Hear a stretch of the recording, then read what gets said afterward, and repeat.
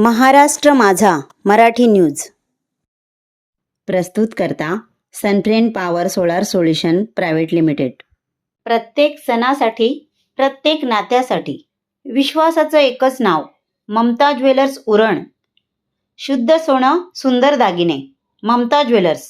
या संकट काळात आपण सारेजण लढतोय आणि त्या प्रयत्नांचं फलित म्हणून विमानतळाचं उद्घाटन होण्यापूर्वी 4 ऑक्टोबरला राज्याच्या मुख्यमंत्र्यांनी या ठिकाणी नव्या मुंबईतील सारे लोकप्रतिनिधी आणि संघर्ष करणाऱ्या सर्व संघटनांच्या प्रतिनिधींना त्या ठिकाणी आश्वस्त केलं होतं की पंतप्रधानांच्या हस्ते विमानतळाचं उद्घाटन होतंय। त्या कार्यक्रमामध्ये खोडा न घालता आपण मला सहकार्य करा। 2 महिन्यात मी या विमानतळाला दिबा पाटील साहेबांचं नाव लावून देतो, पण त्यानंतर विमानतळ सुरू होऊन 8 महिने पूर्ण व्हायला आलेले आहेत।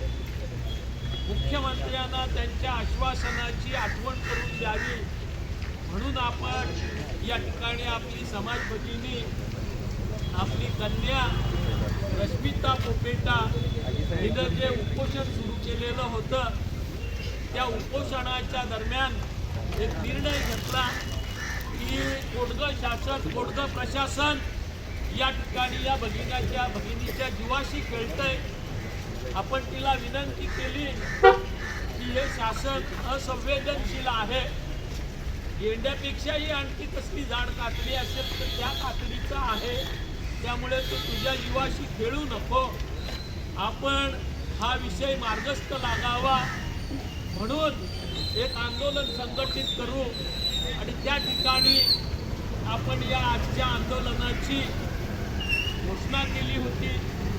घोषणा केल्यानंतर पोलीस प्रशासनाकडे आपण तशी परवानगी मागितलेली होती। राज्याचे मुख्यमंत्री, उपमुख्यमंत्री, संबंधित सर्व अधिकारी यांना आपण निवेदन दिलेलं होतं की बाबा या संदर्भात 8 तारखेला आम्ही आंदोलन करतोय आणि त्या दृष्टीनं आपण आम्हाला परवानगी द्यावी, या विषयाला प्राधान्य द्यावं। पण यापैकी एकही अधिकाऱ्यांनी किंवा सरकारनं त्या निवेदनाची दखल घेतली नाही। आपण मंडळींनी आंदोलनाच्या बाबतीत आयोजन करत असताना स्पष्टपणानं सांगितलेलं होतं की पोलीस प्रशासनानं परवानगी दिली तरीही न दिली तरी हे आंदोलन होणार आहे। त्या पद्धतीनं आपली अतिशय चांगला चर्चेचा सूर आपला होता, आपला कुठेही हट्टाग्रह नव्हता। या विभागाच्या DCP ज्या आहेत त्यांच्याबरोबरच्या बैठकीत, ACP पनवेल सिनियर PIच्या बैठकीत मला ज्या वेळेस DCPनी विचारलं की बाबा सरकार दरबाराकडनं आपल्याला चर्चेचा काय असेल, जाग्यावर सांगितलं आमचा आंदोलनाचा हट्टाग्रह अजिबात नाही, चर्चेला बोलावलं तर आम्ही नक्की जाऊ आणि या आंदोलनातून मुख्यमंत्र्यांनी या नव्या मुंबईच्या लोकप्रतिनिधींना, आंदोलन करणाऱ्या सर्व प्रतिनिधींना जे आश्वस्त केलेलं होतं, 2 महिने उलटून 9 महिने गेलेले आहेत, हे फक्त मुख्यमंत्र्यांच्या निदर्शनास आपल्याला आणायचं होतं आणि लवकरात लवकर या नावाच्या बाबतीत केंद्र सरकारच्या माध्यमातून आपण निर्णय करून घ्या आणि या विमानतळाला दिबा पाटील साहेबांचं नाव लावा, हेच आपलं मागणं। कुठेही वेगळी चर्चा, वेगळा मतप्रवाह, वेगळे विचार याच्यामध्ये नव्हते आणि हे आंदोलन अतिशय शांततेनं होईल म्हणून आपण त्यांना आश्वस्त केलेलं होतं। जनरली विविध अनेक आंदोलनाच्या वेळेला पोलीस प्रशासन त्या ठिकाणी परवानगी नाकारतं, पण आजच्या नव्या मुंबई पोलीस दलाचं जे वागणं होतं ते अतिशय नीच पातळीवर गेलेलं होतं, अतिशय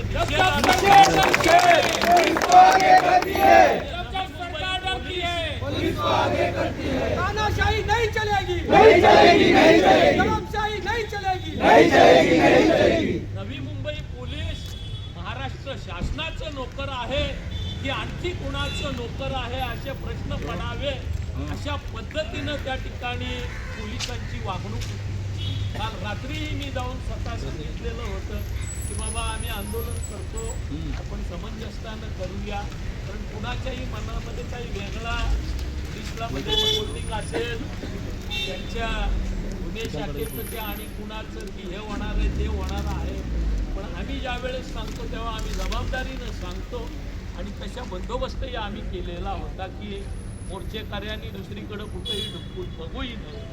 पण ज्या पद्धतीनं पोलिसांनी आज सकाळी आक्रमक पवित्रा घेतला तो बघितल्यानंतर आपल्याला शेवटी नाईलाजानं त्या ठिकाणी बैठक मारावी लागली.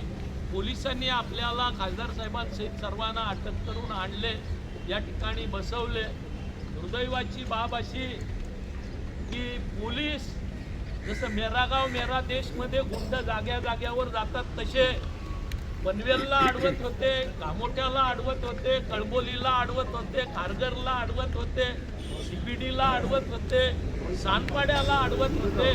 सानपाड्याला आज जेवणाऱ्या लोकांना गेटला टाळा लावण्याचं काम नव्या मुंबई पोलिसांनी केलेलं, या गोष्टीचा निषेध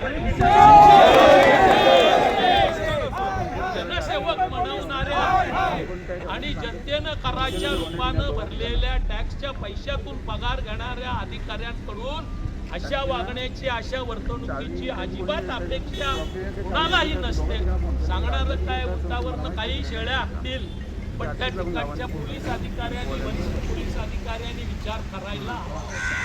पण मला वाटतं त्यापेक्षा साधन जास्त आक्रमक आणि जास्त उत्साही अशी परिस्थिती या ठिकाणी पोलिसांच्या वागण्यातून जाणवली. आज मला निश्चितपणानं अभिमान आहे, पोलिसांनी दडपशाहीचा प्रयत्न केला, शासनानं दुखुनी न बघण्याचं धोरण घेतलं, पण भर पावसातही आम्हाला अटक झाल्यानंतरही छत्रपती शिवाजी महाराजांच्या अश्वारूढ पुतळ्यापासून आंदोलक कामोठ्यापर्यंत चालत आले. नव्या मुंबईचा सारा पोलीस फौजफाटा या ठिकाणी कामाला लागलेला असतानाही आमचे 700-800 शिलेदार सानपाड्याला दत्त मंदिरापर्यंत पोहोचले. ते माझ्या दृष्टीनं महत्वाचं आहे. या पद्धतीनं जनता पावसाची तमानं बाळगता, सरकारच्या विरोधाची तमानं बाळगता, पोलिसांची पर्वा न करता दडपशाहीची रस्त्यावर आली. त्याच्यातून एक गोष्ट स्पष्ट होते, एक गोष्ट स्पष्ट होते, नवी मुंबई आंतरराष्ट्रीय विमानतळाला नाव फक्त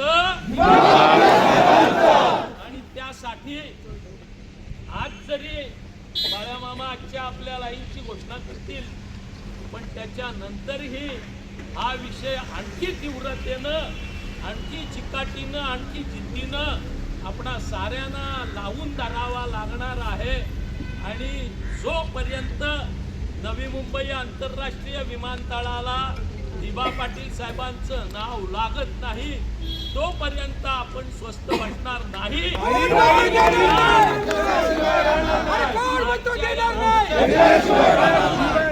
आपल्याला करायचं आहे.